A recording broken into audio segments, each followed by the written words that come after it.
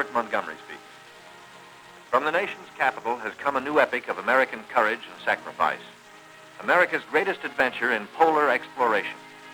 This is a tale of men and of their willingness to endure hardship and risk life above and beyond the call of duty in the service of country and humanity. For brevity, the sequence of events has occasionally been rearranged. The President's cabinet approved the expedition. As Secretary of the Navy, James V. Forrestal explains the reasons for the enterprise. There is only one untouched reservoir of raw materials left in the world, and that's in the region known as Antarctica, an area larger than the combined area of the United States and Europe. The American government is sending a naval expedition to that region. The purpose is to train our Navy in polar operations so that it may better perform its function of preserving the peace upon the seven seas of the world. Beyond that, the American government is seeking to do its share in the discovery and the release to the world of the unknown treasures of Antarctica in the interests of all mankind.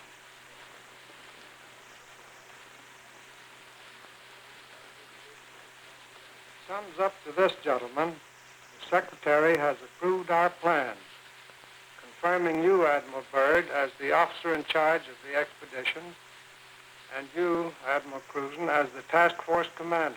And we get everything we need. That makes Operation Highjump the greatest polar expedition in history. Admiral, time is going to be our greatest handicap. By the time we get through this very difficult ice pack, the summer will have ended and the fall will have set in. Never before has anyone attempted to take a fleet of thin-skinned steel ships through 300 miles or more of crushing ice pack. I have great faith in your skill, courage, and determination. And now, gentlemen. Admiral Nimitz reviews the operations plan. The expedition will comprise 3 groups: a central land plane group to explore the interior from Little America, and 2 seaplane groups, the eastern to map that half of the continental shoreline, and the western to map the opposite coast of Antarctica. After the original orders have been issued, 3 months of planning are needed to organize the giant venture. This is Robert Taylor speaking. At the world's greatest naval base, Norfolk, Virginia, ships of the Central and Eastern groups are loading. The flagship, Mount Olympus, equipped with powerful radio and radar, will serve as the leader's voice of command. Admirals Byrd and Cruzen come aboard to check staff preparations, food, fuel, and clothing for 4,000. Byrd greets out the expedition. Not a few vessels, but a fleet. Officers and men, not hundreds, but thousands, and pilots by the score. The Chief of Staff, Captain Quackenbush, calls up the fleet's youngest recruits to meet the admirals, who name them Running Jump and High Jump. The pups are unimpressed by rank. Running Jump, New Hampshire, where sailors are learning the art of navigating dog sleds. Everything happens to sailors. But soon they come to understand and to love the Huskies. They watch their dogs carefully to see that they have enough to drink and enough to eat, and always at the right time. The dog watch bluejackets practice the patient care that will keep the dogs in prime form. Not only food, daily attention to their eyes so that they may not suffer the dreaded Arctic snow blindness, and the inevitable vitamin pills that even dogs can't escape these days of ABCD health. The boys learn all the tricks. Tickling of the throat and a pat on the nose gets the pills down. The dog sleds are the small boats of the Antarctic. Each carries 600 pounds, with 10 dogs hauling. Each dog's harness is tailor-made, carefully fitted to avoid the chafing that has been fatal to many a sled dog at below zero temperatures. The Husky's paws are equally important. There are canine snowshoes, precisely notched for the pulling claws. In cut-down auto chassis, the sailor drivers finish training. Huskies so often have meant life itself to Admiral Byrd that he calls them his Antarctic life insurance company. From Norfolk, Admiral Cruzen sails aboard the Mount Olympus. His crews are a cross-section of the country's manhood. Admiral Byrd will follow later in the carrier, Philippine Sea. The Coast Guard icebreaker, North Wind, powerful plow horse of the expedition, backs out. The seaplane tender, Pine Island, is first to stand out to sea. Steaming south via the Panama Canal, the fleet must cover 12,000 miles to reach Antarctica. At the 100th meridian west, the groups are to separate, and the central group proceed to a rendezvous point at Scott Island. This is Van Heflin speaking. Sailing day at Santiago finds the Western Group helicopters practicing final pinpoint landings on the newly installed helicopter flight deck of the seaplane tender Currituck. They are to serve as eyes of the fleet when it buffets through the pack ice, and when need be, to go on rescue missions. For exploration, 3 Martin Mariners, called PBMs, with a flight range of 3,000 miles, are spotted aboard the Currituck. Ships of the Western Group will proceed 10,000 miles south to the Balleny Islands, 860 miles to the west of Little America. Aboard the Mount Olympus, now heading south in the Pacific, Admiral Cruzen gives a traditional command, and up goes a strange flag. The Jolly Roger, signifying the crossing of the equator and authorizing the ancient shenanigans of the sea, whereby all landlubbers are painfully presented at King Neptune's court. The veteran shellbacks copperplate the polywogs' interiors with a mixture of cylinder oil and chewing tobacco. Next, the polywogs must kiss the bosun's belly, the only kiss they'll have for many a long month.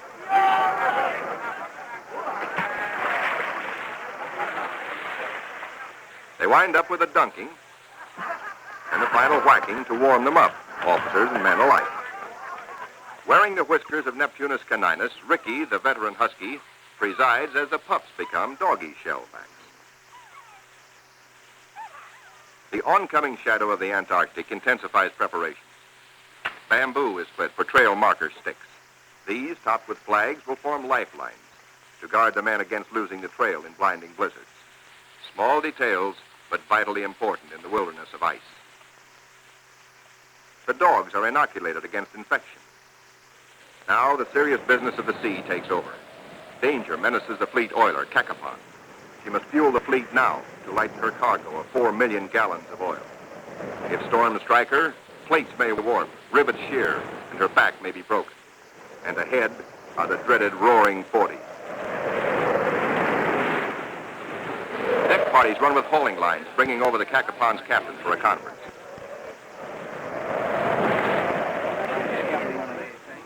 The ships are still on course, forging ahead, but the Cacapon's salty skipper smells storm coming.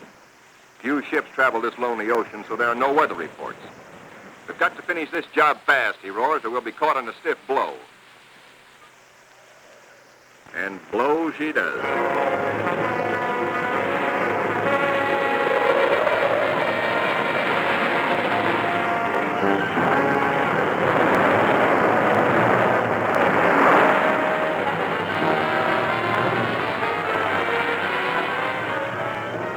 Dawn and clearing skies, but still the gale blows hard.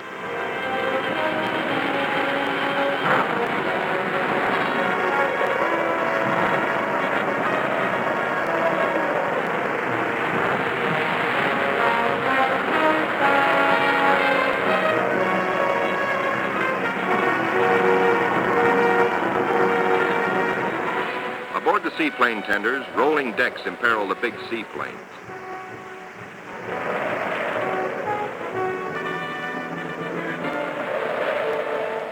She rolls deeper. A sudden lurch. The Navy cameraman taking these pictures is thrown, his leg broken. He swings his camera, catches the nose of one plane smashed in, swings aft, spots another plane overboard, sinking in the wake. Lost.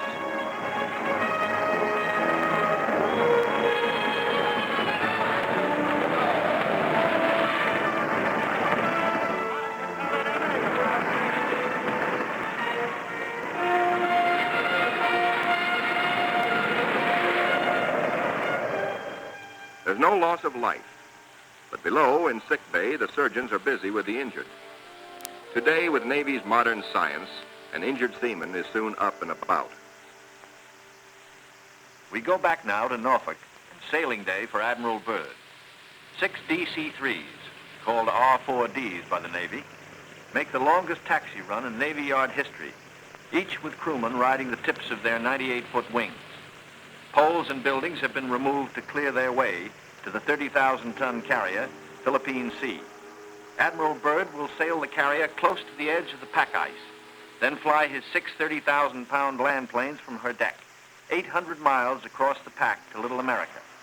A daring and dangerous plan, but precedent was made in 1942 by Jimmy Doolittle in his much smaller B-25s, Tokyo-bound from the carrier Hornet.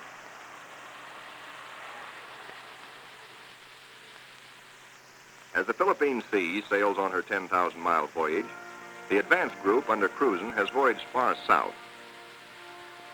They sight their first icebergs just above the Antarctic Circle. Careful bearings are taken, for the hulls of these ships are no thicker than was the steel skin of the Titanic. The treacherous ice is the enemy now as then, but danger is the sailor's business. His delight is in preserving home traditions, the Christmas tree and Christmas dinner.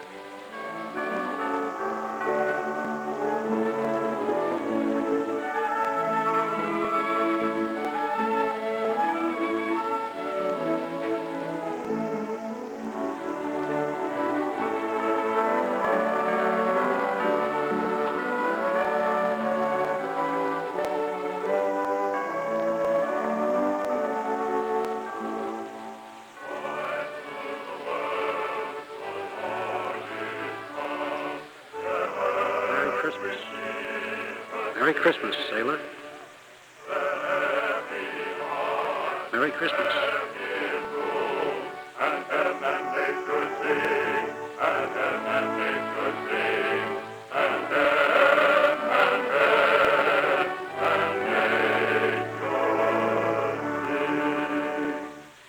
All the while, engines throb, taking the central group deeper into icebound seas. Now, by the far-seeing eye of radar, the bridge learns of land ahead, and flag communications passes the word to the fleet. Scott Island, dead ahead. All ships rendezvous. 600 critical miles of their 12,000-mile voyage still to go. The ice pack ahead has been the executioner of many gallant ships. Cruzen summons captains and executive officers for a staff conference. While the staff confers, a small landing boat sets off for Scott Island, named in honor of the heroic British explorer Captain Robert Falcon Scott, who lost his life a generation ago trying to fight his way back from the South Pole.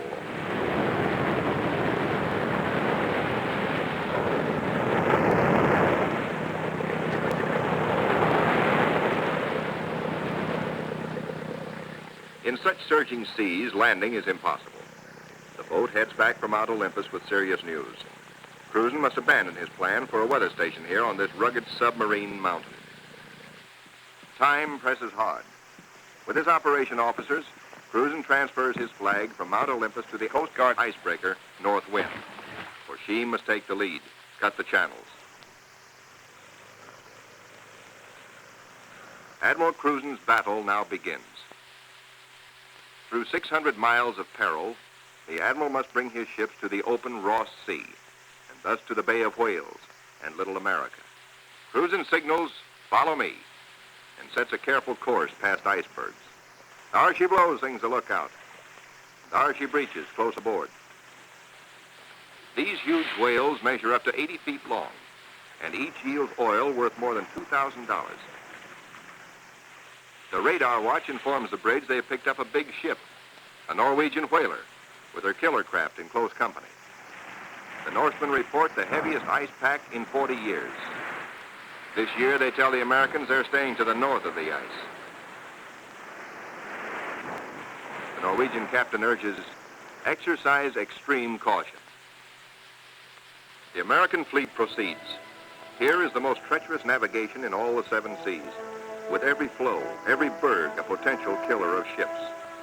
7/8 of a berg lies underwater. Its jutting ice foot can slice into a ship like a can opener into a can. Ahead, the sky shows white streaks, the telltale ice blink, the warning reflection in the sky of the great pack. The ships meet their first tabular, the tabletop berg found only in the Antarctic. These tabulars are huge chips from the great ice barrier. They measure as long as 40 miles, and are counted not in acres, but in square miles. The ships must follow a twisting, turning sea alley, cleared by the icebreaker. The submarine, Senate, brings up the rear. New-formed ice, known from its shape as lily pad ice, offers no trouble. It is the bergy bits and the bergs themselves that form the hazard for the submarine.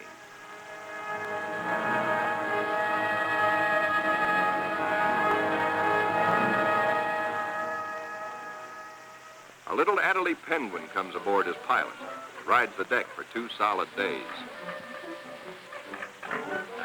Navy cameramen find new subjects, a group of emperor penguins feeding in the lead.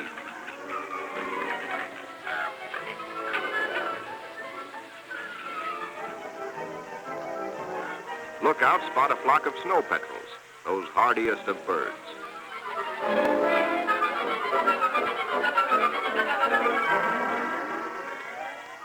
Admiral Cruzen orders reconnaissance by helicopter and himself boards the plane as observer. For the first time, the helicopter serves as the eyes of the fleet to scout out a way through the ice.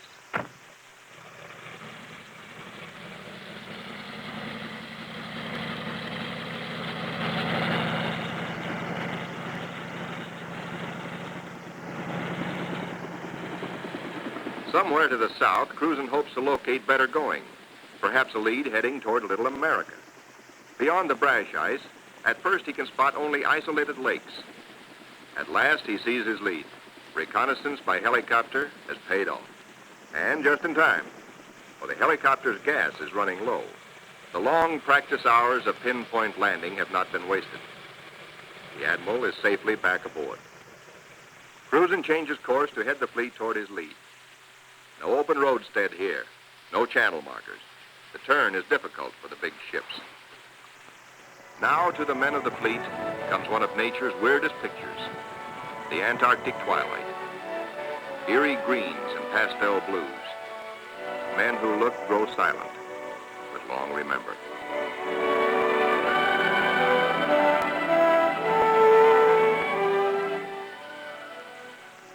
Nor will they forget the dawns and the seals.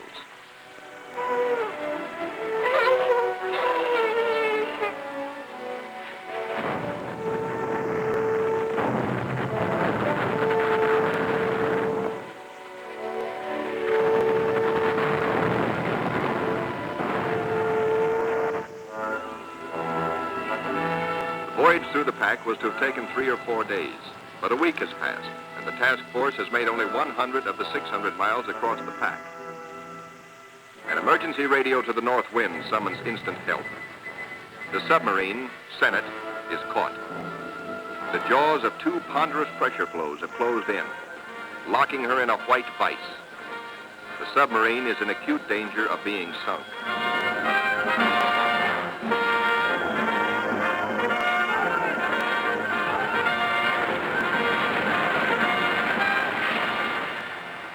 All hands realize now that the Senate may never get through.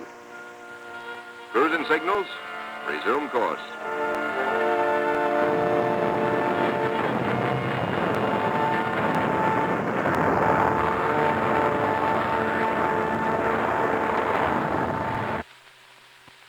Meanwhile, the eastern group has steamed to Peter the First Island, 1,250 miles northeast of the main base to be established at Little America. The eastern group's seaplane tender, Pine Island, sends a helicopter to scout the rugged coast. Hope is fulfilled when she relocates Scott's 37-year-old camp. This was the base for the ill-fated Britain's expeditions at the turn of the century. While the helicopter waits, the Americans look over the hut, finding only an abandoned sled. But back at the Pine Island, the helicopter meets trouble. Her rotors, heavy with ice, fail. She crashes only a few feet from the safety of the landing deck. Within seconds, the Pine Island's crash boat reaches the sinking helicopter. The rescue crewmen, drilled for just such an emergency, yank Captain Dufek and his pilot safely aboard. Back at the central group, danger increases for the submarine. Crushing ice is now riding up over her decks. She is solidly frozen in.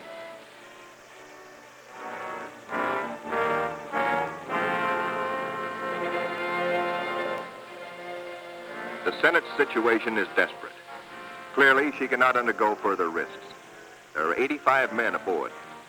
The ice locking her in is a solid pressure field spotted with bergs. She must be taken back. The north wind cannot get the fleet through if constantly halted to rescue the submarine.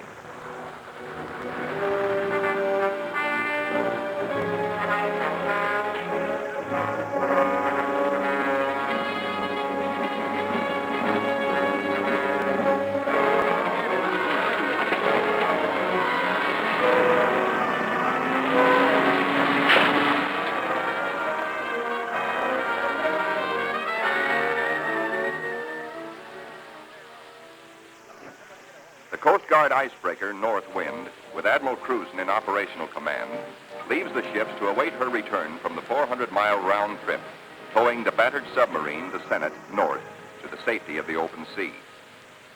1,200 miles to the west, 10 men set out from the western wing of the expedition on a hunt. For one of the seaplane tender Currituck's missions is to bring back specimens for the Federal Fish and Wildlife Commission. The Marine marksmen storm the ice floes. These seals are armed with tiger-like jaws, easily capable of mangling a man's arm or leg. The men risk the slashing jaws of the master bull himself. He's no calf. He fights to kill. Once secured, he finds out for the first time in his life what it's like to be petted.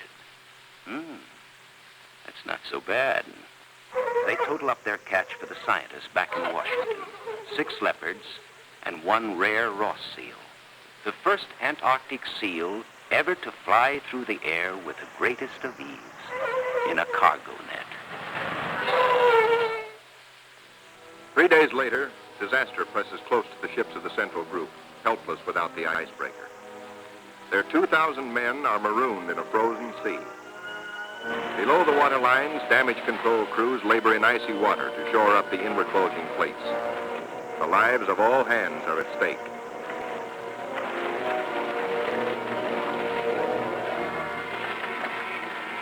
The radio flashes an SOS to Cruzen 200 miles to the north. Quickly, he orders the submarine to go on by herself to Scott Island and there operate as a weather reporting station.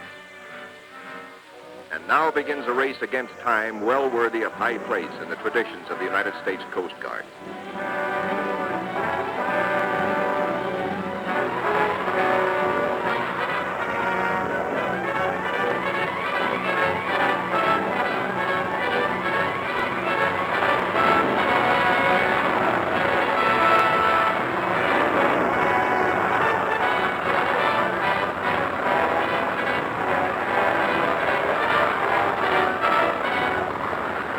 Cruzen receives black news from the flagship, Mount Olympus.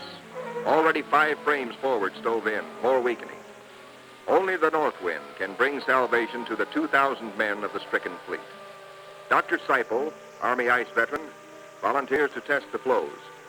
If the ships must be abandoned, will the ice support the survivors? Cruzen awaits Dr. Seipel's verdict. Seipel reports the ice cannot be trusted.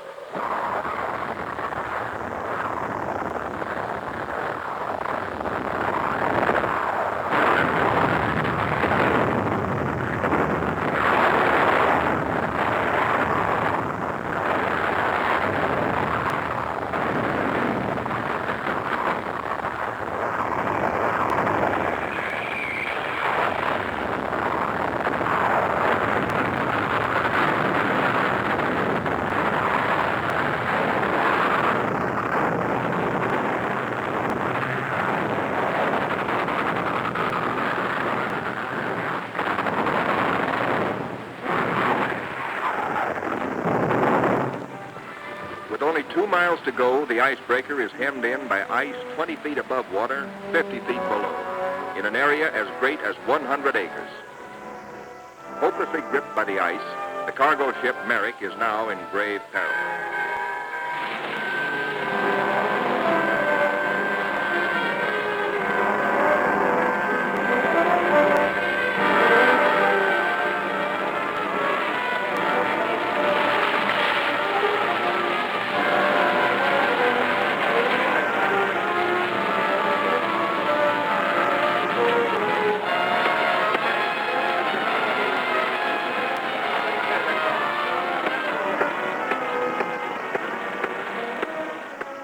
the icebreaker, the fleet is now in sight over the pressure ridges.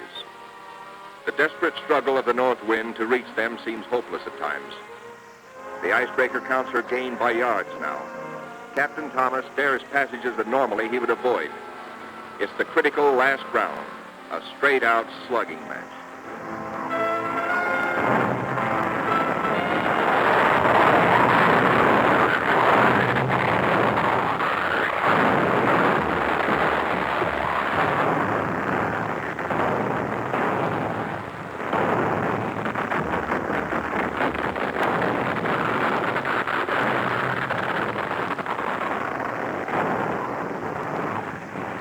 The north wind reaches the nearest ship, the Yancey.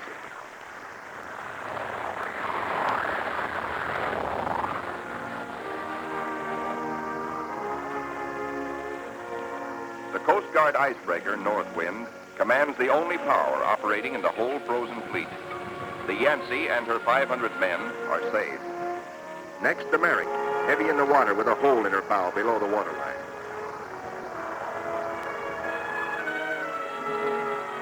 The north wind reaches the flagship, Mount Olympus, cuts her free. The fleet has survived. 2,000 weary American sailors are safe. Beyond the great ice whirlpool that held them fast, they steamed through the southern edge of the pack, through to the open waters of the Ross Sea, and little America dead ahead.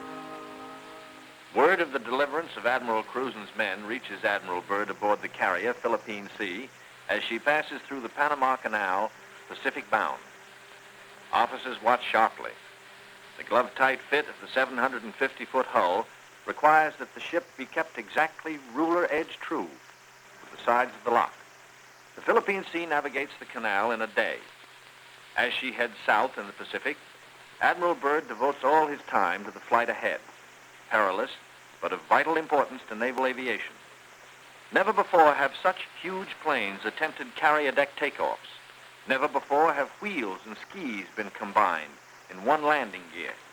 The wheels for deck takeoffs and the skis for landings on ice.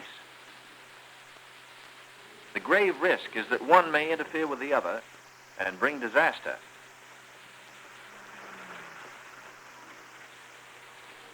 Byrd makes the decision.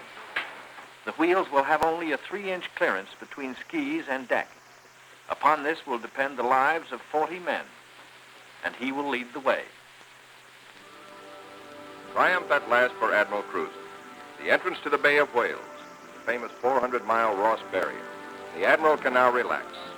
He, an American admiral, has brought a modern fleet for the first time into the innermost waters touching the great unknown continent of Antarctica. This is an historic moment.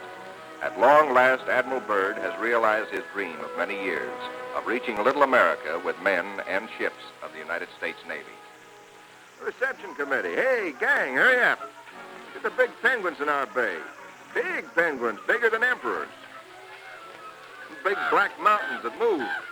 They walk like us, but not quite the right way.